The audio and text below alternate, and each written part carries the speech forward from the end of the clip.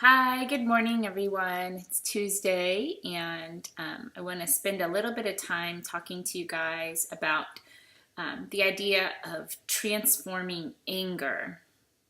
And it's something I'm thinking about a lot, partly as a parent, partly as someone who's committed to social justice and on different levels. And how do we not let anger consume us? I think about some of the kids we work with and why anger might even come up for them, either in their writing or in their behavior or in the classroom in confrontation. I'm not sure how much of this you guys see or have to deal with, but I think we're witnesses to it often. Iconoclast definitely provides a safe space for kids to express and maybe finding that perfect harmony between holding the tension and expressing the tension. But nevertheless, I think this idea can be one to equip us with, one form of knowledge that we can walk into a classroom with. I am not going to say that all kids who live in circumstances that are under-resourced and impoverished or who are kids of color, that they come in with a certain amount of anger. But I'm also not going to say that they don't. I think all of us have a certain amount of like agitation, anger, unrest that we walk into the world with, just simply because we're scared. We don't know how it's going to turn out, and we're just trying to put the best foot forward that we can. So in the event that anger and frustration is something that you do see, or that even you yourself experience as you butt up against systems or authoritarian voices that we don't know what to do with, I'm going to give us some ideas about how to transform that anger. Let's start with sort of three basic moves that people tend to lead with. And this is true across the personality types. This goes back to the flight, fight, freeze notion, that primitive part of our brain that tells us how to react in situations where we feel threatened or unsure, and how they play out even in regular relationships. So the three possible moves that we have in relationship to others and in community are to move toward, so lean in to people and relationships, that we seek connection, and this could be based on positive attachment, this could be based on fulfilling need, this could be totally mutual, where friendships are formed because they lean into each other. The second stance is to move away. So to move away is to distance yourself, is to maybe retreat, to maybe isolate or not confront if something comes up, but just to kind of back off when things happen or things become uncomfortable. And the third stance is to move against.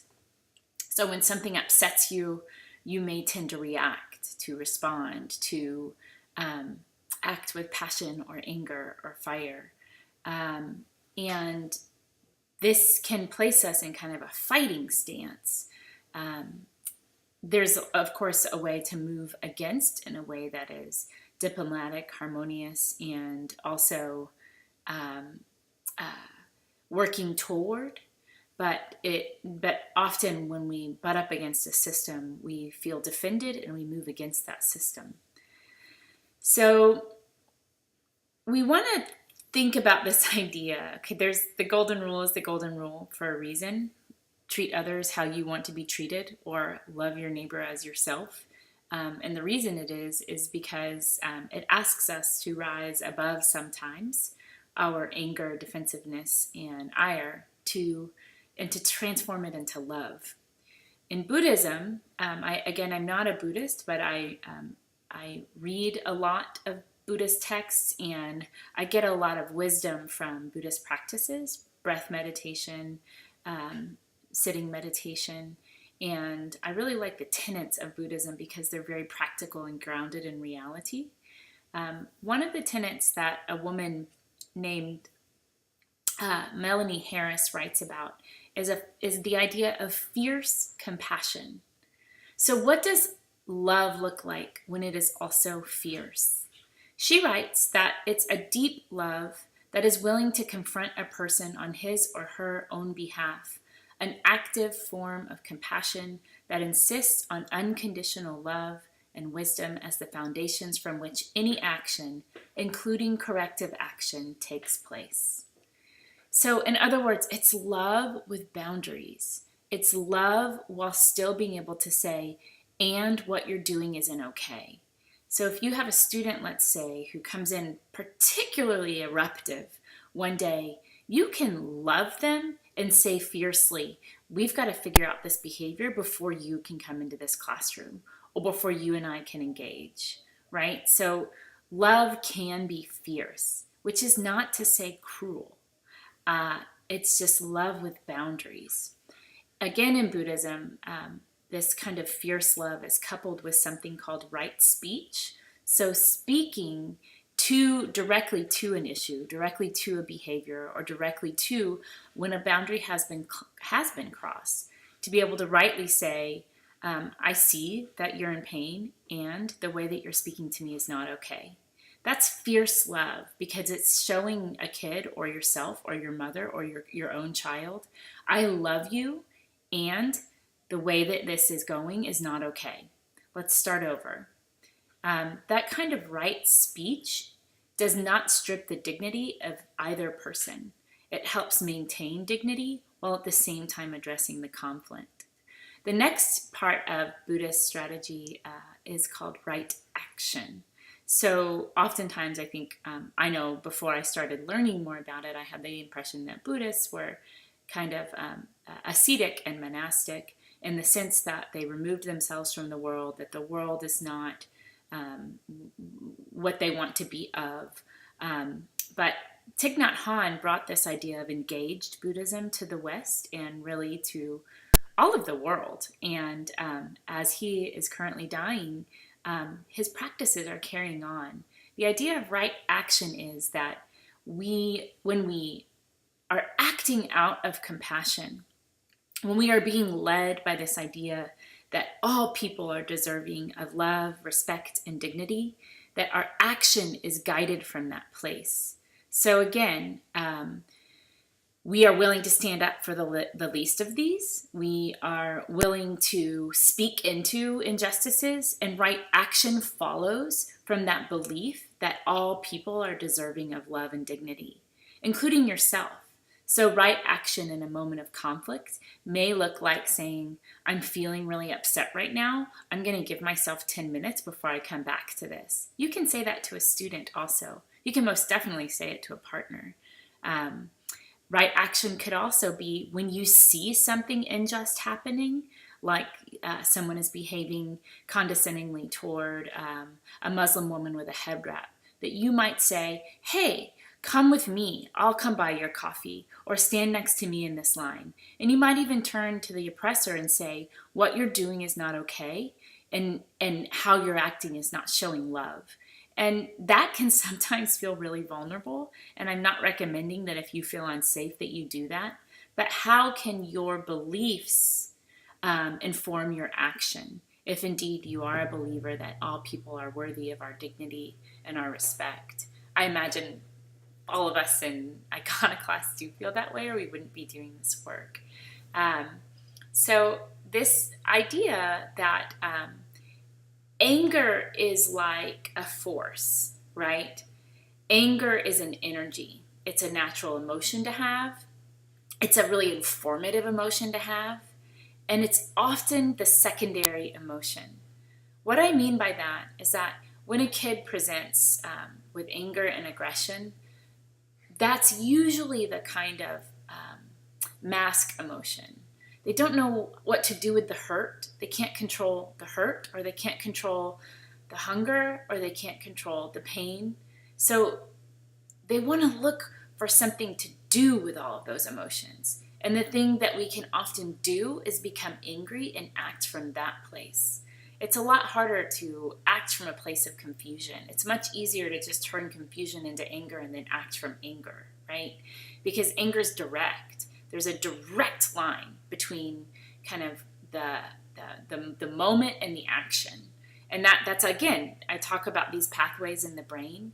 That anger pathway is the quickest line from the sensation and then the response.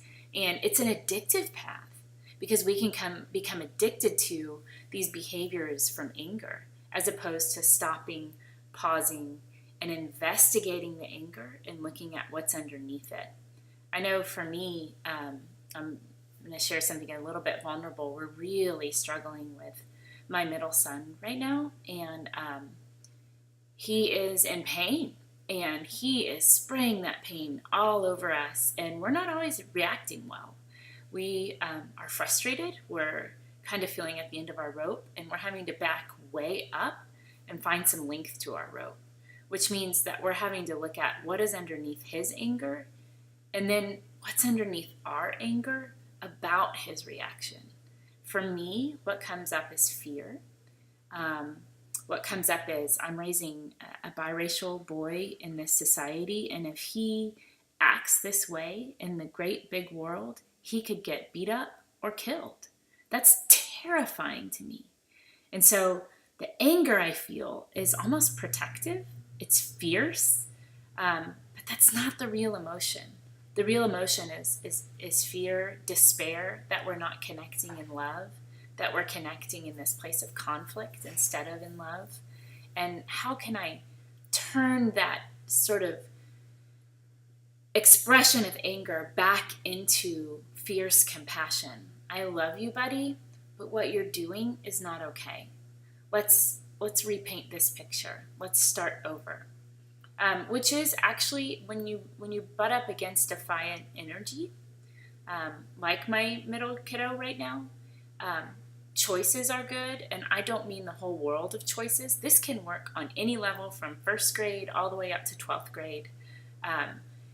When you open the whole world of choices up to a kid who is unsettled and angry or doesn't have good boundaries, the overwhelmingness of all of those choices, it's impossible, right? But if you say to a kid who's pushing your boundaries, pushing kids' boundaries, hey, I'm going to give you a choice. You can sit at this table or this table. You've just given them a very defined container from which they can choose, but that also sets the expectation that there is a structure or a boundary within which they can operate, right? I'm going to give you a choice. You can come in this classroom in 2 minutes or 5 minutes, but eventually we're going to have to come in the classroom, right?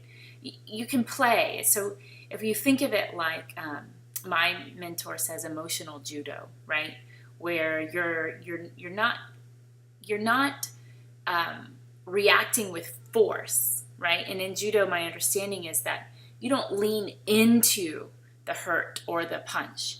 You are almost like softening to it, not allowing it, but softening to it, and then kind of coming back with, and I'm going to do this, right? So when we behave with this idea of dignity, I hear you, I see that you're upset, I want to validate that, and this is how I feel. You're upholding the integrity of both people. I hear you, I want to give you a choice. Here are 2 things you can choose from, okay? Again, you're upholding integrity of both people involved. I see that you're upset. I'm offering you a limit. And that's where I'm willing to go with this right now. Because what I believe, and this is both like logical learning, what I've spent my professional career learning, and also what I witness when I'm in good form with my kiddo, is that when he feels power over something, then that lessens the degree of anger and reactivity in his body.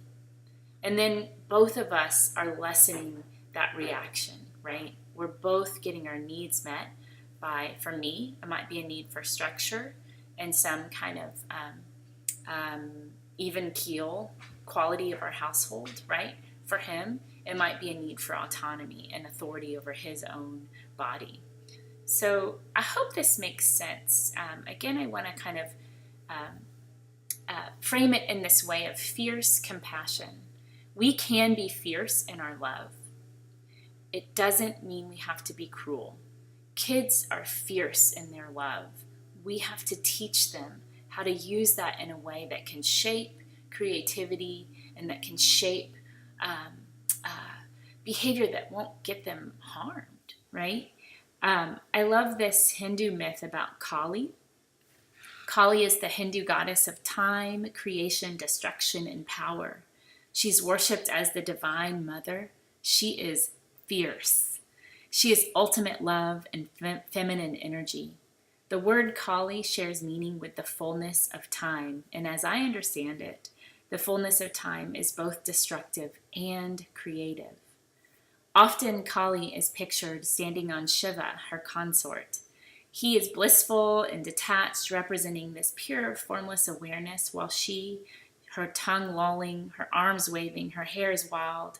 She represents form, eternally contained by that pure awareness. She is fierce, and she is also loving.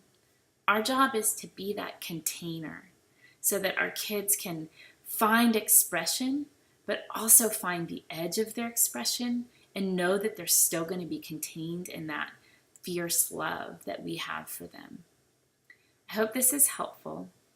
I like doing these for you guys. If there's something in particular that you're struggling with or that you would like to talk about, please shoot me an email. I'm happy to do a little video on something that is particular to what you're facing. In the meantime, be well, and remember you're doing the work of heroes, and we love you for it. Thanks.